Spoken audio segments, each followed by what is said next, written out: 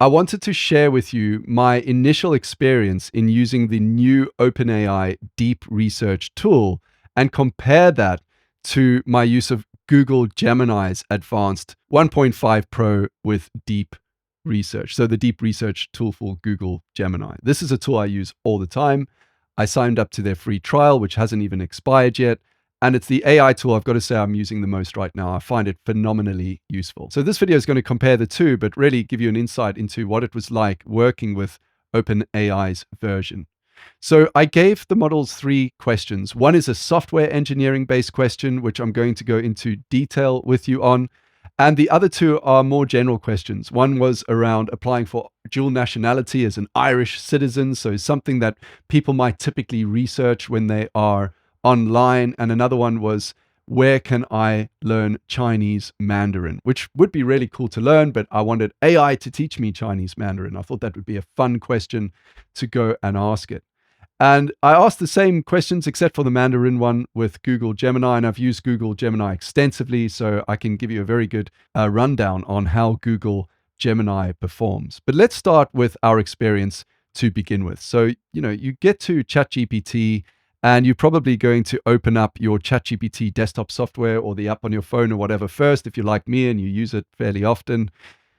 And you'll be met with nothing because there probably won't be any deep research there for you if you're outside of the US. I don't know. Or if you're in the UK like I am, it won't be there. That to begin with is quite frustrating because I work with everyone globally. We're all working on the same stuff. I've got family where my VPN is connected to right now. I'm using NordVPN. By the way, I got this NordVPN on a really good discount on Black Friday. So I'm using NordVPN right now, which I have to use for Crypto Wizards because, again, there's so much tech that's blocked in the UK. It's ridiculous. Like, we're falling massively behind. Very disappointing. End of rant. So I'm connected here to the United States now, and I had to go onto the main website. I tried, like opening my app. It wouldn't appear there. I'm sure it'll come to the app soon. But I'm on the ChatGPT website, and it popped up, and I thought, okay, that's great. So with all that said, the first item here is going to be around software engineering. So here's the task I gave it. I said, look, I'm developing a library in Zig to optimize matrix multiplication and perform various linear algebra operations, including computing the inverse transpose eigenvectors, eigenvalues of matrices. So like matrix decomposition and that kind of stuff. I have chosen Zig because I require absolute control over memory management, optimization, and allocation. That's not to say I couldn't have done that in Rust. It's just with Rust, then you have to start using things like unsafe or whatever. So with Zig, I really like how they've segmented how you allocate memory, and I'm not an expert in memory allocation. I'm not even a novice in it, really. So I want to learn as much as possible in that area, and I'm loving using Zig for that. I said, for example, I might use a contiguous data structure to store matrices. If you don't know what that is, it just means like you're allocating a set amount of data upfront in a function or wherever you're doing it for your matrices or your data for your matrix to be stored. But it is imperative that the solution minimizes cache misses and optimizes memory speed. So if you don't know what a cache miss is basically by your CPU. So you have your processor. You have this prefetcher, which tries to predict based on if you have predictable memory accessing patterns, what you need. So it gets that for you like the fastest. But then you have like L1, L2, L3 cache. And these are caches of different sizes. So they sort of save, or they do save your CPU from having to go to main memory. Because every read you do from main memory is, it's very costly. It can be very expensive. And so a lot of the game here is to structure your data. And Andrew Kelly, by the way, the guy who did Zig, I watched a video on his that really inspired me as well around data-driven design. And so this is all really about, minimizing cache misses so that you don't miss the cache. Your memory is in the cache, and therefore everything's a lot faster. So this is what I care about. I want to minimize cache misses and optimize the speed. I would also like the library to leverage the hardware capabilities of macOS on ARM architecture.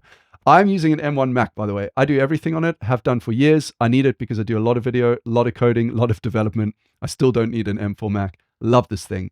So I want whatever I'm building to run my AI models on, I want it to work really well with this architecture because I know lots of other people use it too, as this is my primary development platform. Furthermore, If an external GPU is connected, in other words, future-proofing this a bit, the code should be able to optimize for its use. Not just that, but obviously you have in these new M4 architectures and whatever, or even M2, M1 Pro, whatever, you have these neural architectures as well. And I don't know how to access those yet through code. I don't know how to do that yet. So where appropriate, computation should be multi-threaded unless the performance trade-offs do not justify it. So there can be a big performance hit to jump to multi-threading a calculation. But if the calculation's big enough, the multi-threading it will do it in parallel. So it could be worth it, but it might also not be worth it. And there should be an automatic check to decide when to use multi-threading. This project is intended as an experimental foundation for up-and-coming AI research. Please provide an in-depth report on this project, including detailed function implementations and code examples where relevant. So even though OpenAI said this, I wish I had paid more attention to it, because usually with these chatbots, what I do is I tell it to get me something, and I'm that annoying client, right? I'm the guy who goes, yeah, actually, I didn't want that. Actually, could I have all this other stuff as well? So I like to see what it does so I know what I'm working with, so that I know how to ask for what I need. By the way, when I am a client, I am actually pretty easy to work with, just so you know. But that said, I'm annoying to chatbots. So nonetheless, what I've learned is be very specific about what you want. I said here, I want this big in-depth report. And oh boy, did it give me what I asked for. It gave me a massively long report. And so here's what it gave me. It said, it sounds exciting. Actually, before it gave me anything, it asked me a bunch of, I would say, good questions. If I was speaking with a consultant, let's say I'm dealing with someone who knows C++ and performance programming really well. And I'm a novice, so I'm speaking to an expert. And by the way, if you're on this channel, you have a lot of knowledge, please put your knowledge in the comments. Help people like me learn, because there's a lot of people like me who I know love this stuff and they could learn a lot from you. So please share your wisdom with us. Completely free here on YouTube. But nonetheless, I'd appreciate it. So we have these questions here that it brings up, and I answer the questions. I put a comment under each one of them around what I would like. And I thought the questions were very good. I'm not going to go through them, but I think if I was dealing with a C++ consultant, for example, or software engineer, I should say, who's used to performance management, they would have asked much deeper, a lot more questions. But that said, I was very impressed with what OpenAI have done here. Nothing else comes close to this, by the way, in how it responded with what else it might need. And that goes for each and every case of my interaction with it. So really happy with that. I gave it loads of answers. Then it had more questions around DeepSeek. DeepSeek, by the way, shout out if you ever watched this video. Love what you did.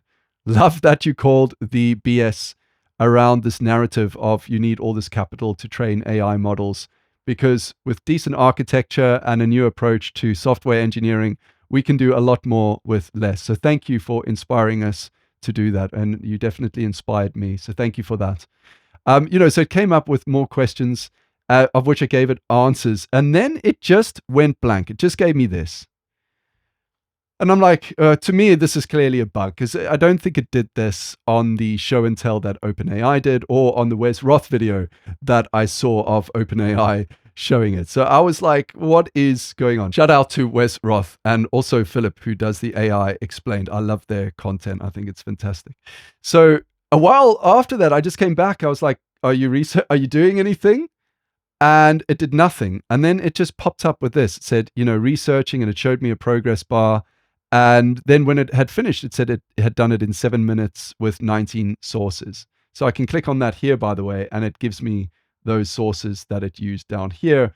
Also, when it's going through it, it's actually, or when it was doing it live, it was telling me what it's doing. Whereas now I think it's just showing me what it did. It didn't store what it was showing me at the time, if that makes sense.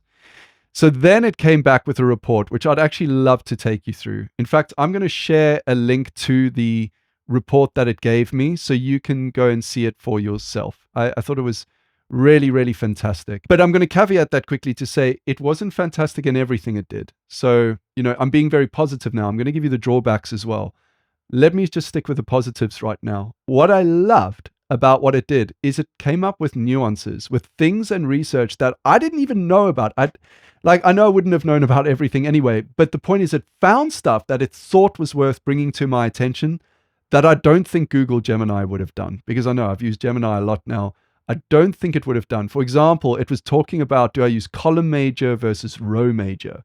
And I won't go into what that is right now, but depending on the architecture of the machine you're working with, one or the other might work better. And it's to do with how these chips are built and whatever. But long story short, it had actually compared transposing matrices with, a row major versus just a column major on CPUs and how that might perform and all this stuff. And I was going through it. I was actually recording a video to do it live. Unfortunately, I messed up the sound, so I can't publish that. But these nuances are what I love. I want to explore. I want to discover stuff. I want that bit of info that we all brush over, but actually when you go deeper into it, you realize it's absolute gold. That's the kind of stuff I wanted to bring to my attention. And it did. I didn't even expect that. I wasn't even going to comment on that, but it did that. And it gave me a lot of, code snippets here written in Zig to work with, which I love. In terms of the UI, it'd be nice if we had some nice formatting here with Zig formatting, like a bit more color, maybe everything in just black and white. I don't know, guys, nitpicking here, but come on. Anyway, it's lovely. It, gave me this. Again, this is all very narrow as well. I'll come to the downsides in a bit. One of the downsides I do think is the UI and UX in general, but this is really, really good. Like what it's gone and what it's done here has been absolutely fantastic. So big shout out to the OpenAI team. With Google Gemini, I was also very impressed with it. I've used it a lot. What I like about Google Gemini is it's really fast. Like definitely within 10 minutes, usually you'll have your response. This took it took a few minutes. It really didn't take very long. And it came back with, I would say, a fairly extensive response in terms of, you can see here, I'm still scrolling down. And most of the scroll is or are the resources it came up with. So when you're using Google Research, it's really, really good. In fact, I'll give you an example here. I'm just going to create a new one. I'm going to say, research, banana colors for me. Bank colors? Banana. I'm just coming up with rubbish. Banana colors for me, right? And I'm spelling colors wrong depending on where in the world you're coming from. So let's go and submit that. And it's going to think for a second. It says just a second, it takes more than a second. But it's going to come back with a bunch of stuff it plans to do. You can edit its plan or tell it to start researching. When I was doing this Google research, by the way, for the same thing as OpenAI, I pasted in all my responses to OpenAI as well to make sure it had the exact set of instructions I had given OpenAI. But this is where I'm going to gripe on OpenAI a bit. I love Google Gemini's UI and UX. For me, this is fantastic. I know what it's doing. It's giving me a skeleton here. It's working through websites. It's showing me now what websites it's gone through. It's researched 42 websites. Like it digests stuff really quickly. Obviously, it's using all Google's data. We've trusted Google for years with data, right? We Google stuff all the time. So this is fantastic. And then it'll give me the result and it'll put it in a Word document or a Google Doc, which is fantastic because I use Notebook LM sometimes. Sometimes I might have done a lot of research. I don't want to read through it all. I just want the takeaways. I'll put it into Notebook LM and make it just generate a podcast for me of that content. And then I will listen to the research. Maybe I'm cooking or whatever at a weekend. I'm with family. I got stuff going on, but I'm trying to prepare for the week ahead of work. And so, I'm always doing this stuff. I love that. I love the integration with Google's products. I love the UI. I love the UX. This for me is the perfect UI and UX. It works super well. Love it. Don't love this. This for me, I love the response it gave me more than the Google one, which for me is the most important thing. I don't really care about UI and UX as much as I care about the info. The intelligence is what I pay for. Like I want great intelligence and I want the best I can get. And for what I'm doing, a lot of research-based stuff, technical stuff, STEM type stuff that you might be doing, this for me is absolutely perfect. But here's where it gets interesting. I noticed, for example, on a question I'd raised about dual nationality and immigration, I thought, this is a question many people are going to ask, this kind of thing. Same thing happened. It didn't do anything. And I was like, are you doing anything? And then it said, yeah, here's your summary.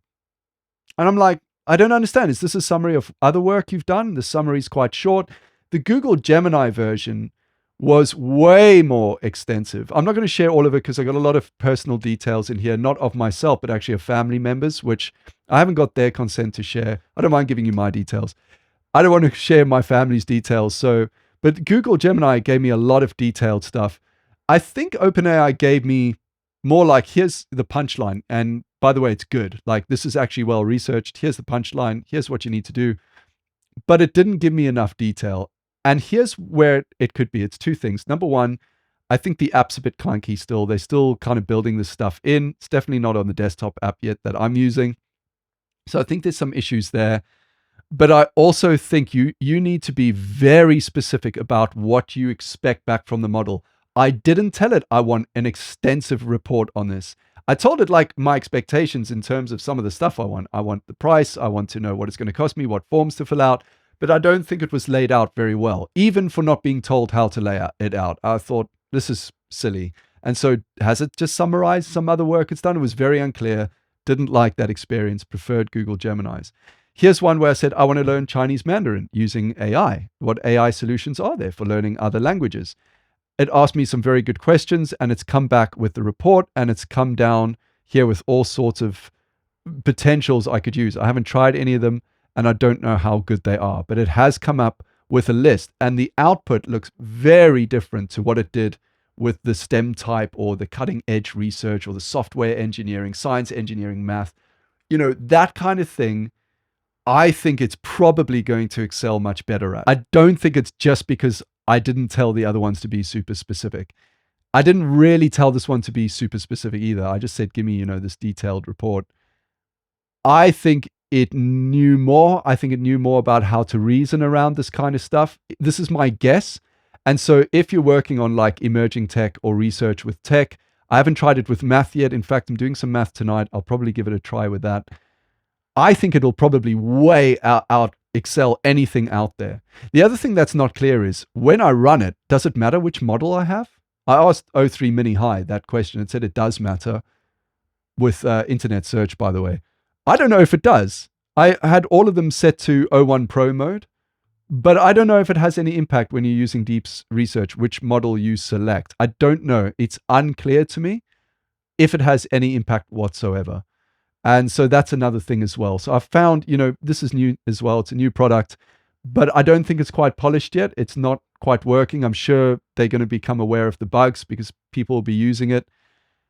The thing that I think I found the most frustrating is I have to use a VPN to access this stuff. It's just like, guys, if we really want the world to be a better place, can we all just work together? That would be great. That said, I really appreciate OpenAI and everything they've done. And equally what Google have done here with this tool. It saves me a ton of time. As a one-man band, I need this stuff. I need leverage. Leverage for me, it saves me a lot of time. It helps me. It makes my life feel better. I'm thinking back to the days where I did all this coding. A lot of the stuff here, like at Code Raiders as well, most of this was done without AI and chatbots. So, it's like I was dumpster diving on Google, having to learn stuff, learning flash loan smart contracts and what was like crawling through glass. Now you can just ask these things, to do the stuff for you. So with that said, actually, in terms of Code Raiders, I've not posted a video here for ages. So quick update here. The website has been rebuilt here using Astro.js. Sorry for the quirks with the last one. There were some changes Supabase made, and I didn't get around to integrating those changes in to the website. So I've actually stopped using Supabase now as well. It's a great tech. Don't get me wrong. Love Supabase, but I want more fine-grained control. So like with Crypto Wizards, for example, as well, everything I host myself now. And I back stuff up myself and all of that. I like that control.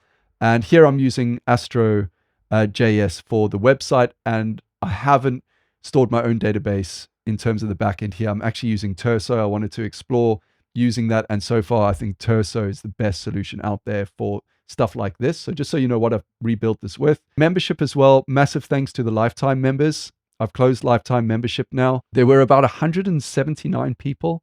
So that really went a long way into paying for a lot of the dedicated servers and stuff that I've needed to share a lot of the content that's about to come out on Code Raiders. And it's advanced stuff. It's stuff you're not going to see out there. A lot of the ideas I've not even heard of out there.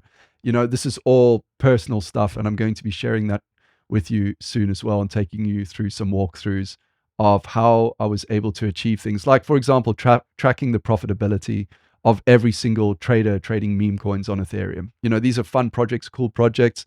There's a new course coming out on here. I'm just waiting for Udemy to approve it as well. It's basically coding up math for finance. And it's the course I wish I had, so I didn't have to go and spend $1,000. And I'm not joking, over $1,000 on textbooks here. So that's very exciting. I'm looking forward to bringing all that out, but this is more just a thank you. Thank you for your patience. Thank you for your support. Thank you for bearing with all the clunkiness. And obviously, I don't post videos every day. I don't ask for you to subscribe or like or whatever. Please don't. Just turn up to the videos if you find them useful. That's the most important thing. Anyhow, I hope you found this video interesting and enlightening and useful. My key summary and takeaway here is Google Gemini is great. It's £19 a month, probably $20 a month or whatever. If you're in the US, I don't know what it translates to, but it's very, very useful. It gives you good stuff, high level. You can then ask it lots of questions afterwards. It'll go and do that research. Fantastic tool. It's the one I've used the most. In terms of the stuff I'm working on, the hardcore, more software engineering based stuff, there's no way I'm going to do without this now. Like now that I know I can get this level of researching or searching the web and condensing stuff for me, it's going to save me so much time. It's worth absolutely every penny. So I'm going to be doing that for sure. I know for Plus users, it's coming. I was a Plus user up until this morning. I just didn't want to wait. I really wanted to dig into this because I've been dying for everything just to be in one area. I don't want to pay for subscriptions for Gemini and for OpenAI and for XYZ. It's really annoying. I want a one-stop shop that I can go to, and soon I want that to be on my own machine. I want my own machines running stuff as well, and I really want to support open source. I'm looking to bring a lot of open source stuff out on the AI side as and when there are any breakthroughs in that. And I'm going to be sharing a lot of the work I'm doing in that with you guys. Hopefully, if it goes well, I will definitely be doing that too. So with all that said, until the next one, take care and talk soon.